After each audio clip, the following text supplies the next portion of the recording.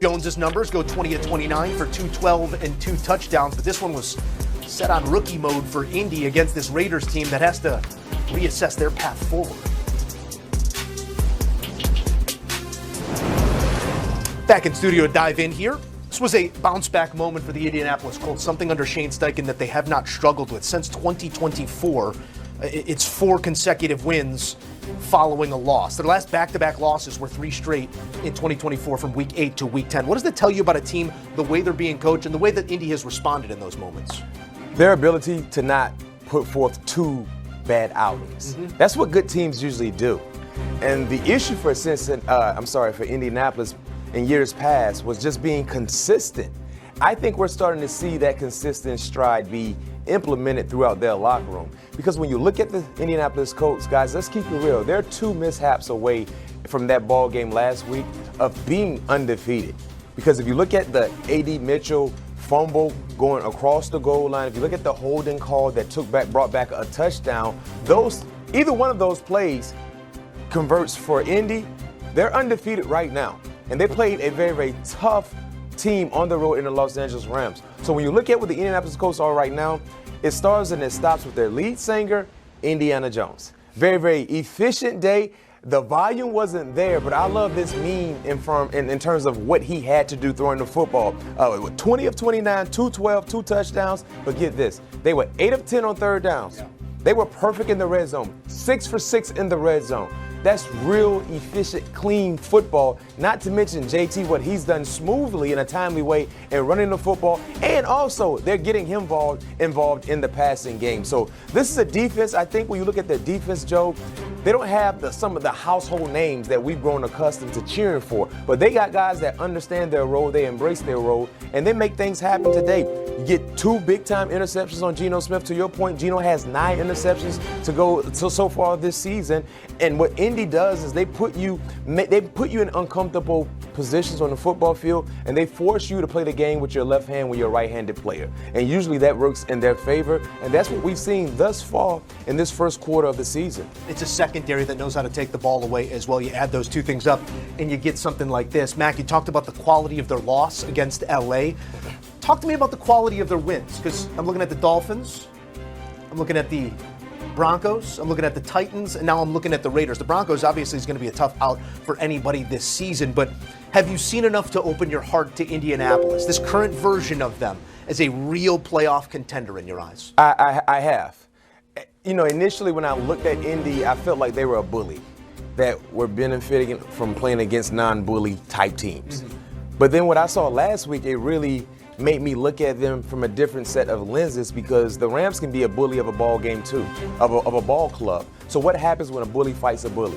Usually the best bully prevails. What we saw last week, Indy I felt like they were the best bully, but just the mishaps led to them losing that ball game. So now when you go and you play against a team you should dominate, that's what good teams do. They don't play around with their food. And so far this season, you can like or love what they've done or hate it, but the teams they're supposed to dominate against, they have done that. And you have to appreciate that, because one thing that we're seeing within this new culture they're learning how to win. They're not learning how to make games dicey and interesting against teams they're not supposed to. They're taking them out in deep water and they're drowning them immediately. And that is a positive sign for a team that has playoff aspirations. And the last thing I'll say about the Colts, when you look at their division, it's still kind of wide open. The Texans are not the team that we thought they would be. There's still a lot of football left to be playing, but it seems like that window in terms of getting that crown in that division is wide open, even though the Jags are playing pretty good football. But you look at the efficiency from all the top 3 teams in that division, I think Indy has been the cleanest so far this season. Yeah, there is a clear leader in that clubhouse, Indianapolis, playing clean football, and it's led by their quarterback in Daniel Jones.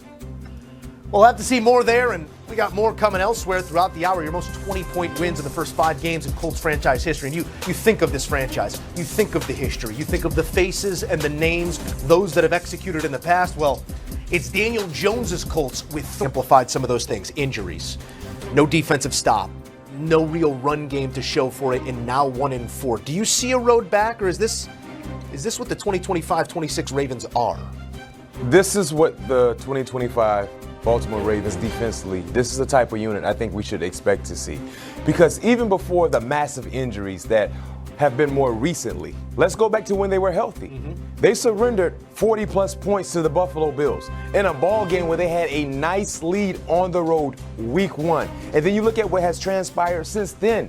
38 points to Detroit, 37 to Kansas City last week, and 44 to the Houston Texans. If you haven't been watching NFL so far this season, offensively, the Houston Texans had no explosion plays. They were very inconsistent. They couldn't protect C.J. Stroud. But when you play against the Baltimore Ravens, most recently, it's a get-right moment for that said offense. We saw that last week with the Kansas City Chiefs. They put 37 points on the scoreboard. So now when you look at all the injuries that have been associated with the Baltimore Ravens, I think this is what you need to expect to see. Offensively, you will have to outscore the opponent, because until I see otherwise, this defense, there are a lot of holes on this defense. All 3 levels, they don't tackle well. There are issues in zone droppage. You look at the coverage side of things, they're not creating turnovers. You can just have your way with the Baltimore Ravens defensively, and that's a hard thing to say when you look at, historically speaking, what defense has meant to that said organization. It's one of those places that take pride in it. Baltimore, Pittsburgh, Chicago. If the defense isn't there, you're not likely to have an offense that's going to outpace some of those inefficiencies. Yeah. When you look at the defensive performance this year, they've allowed 41, 17 to the Browns, 38, 37, and now 44. There is absolutely no stop. But let's give some flowers as well to C.J. Stroud in this Houston offense, because just 3 weeks ago, we're sitting here saying, can they protect him? Is C.J. comfortable? And C.J., run the football more. It's okay, because when you do that, I think you called for that. I've been calling for that, especially when you look at some of the mishaps that we were seeing on the offensive line. The best way to help an offensive line out that has been struggling, run the football, improvise, whatever the case may be, because we know they're not calling quarterback design runs for you, CJ. Okay, we understand that, but you have the ability to do what you did today, here or there in moments of a ball game that gets the flow of the offense going. And also, as a defender, now we have to account for that opportunity when it presents itself for you to run the football. And outside of that, look at the running game. Kudos to the offensive line. When you guys get back to Houston, you deserve a big bucket of barbecue, chicken, brisket, whatever the case may be, because not only did you protect your quarterback well, you set up running lanes for whoever the runner was running the peel. 167 yards on the ground. They averaged over 5 yards per carry. That is winning football. If you go back to the first three ball games, they couldn't run the football at all. They couldn't sustain any positivity with running the football. You remember what made them so successful? Joe Mixon and how they ran the football. Today, they got back to that identity, and we saw what we thought we would see from Houston today to start the season off was balance. C.J. Stroud looking like the old C.J. Stroud and finding ways to close the ball game with the running game. Not going to devalue it, but it's a bit of a diner menu defense for the Ravens. You can have whatever you want against this Ravens team. They can't rush the passer. They can't stop the run. And Stroud, in turn, turns it into an 80% completion percentage, 4 touchdowns and no interceptions. Just the second player in Houston Texans history to accomplish that feat. Let's close with a thought here on the Baltimore Ravens, because we're 1-4. Big-time expectations to take that next step this season and find yourself on a championship Sunday, find yourself on a Super Bowl Sunday. They're looking at the Rams, the bye, and then the Bears. If you're going into the bye 1-5, we can waive bye. What does Coach Harbaugh need to get the most out of a group that's going to be dinged up still next week? Well, it sounds like you're going to be missing your star quarterback in Lamar Jackson once again. I, for one, if you're going to play without Lamar Jackson, it's time to bring in Snoop Huntley, who's been a part of this organization for a while. He's been serviceable, given the opportunity. I think he fits their offense more so than Cooper Rush. And defensively, man, you're going to give up a lot, I think, in between the 20s.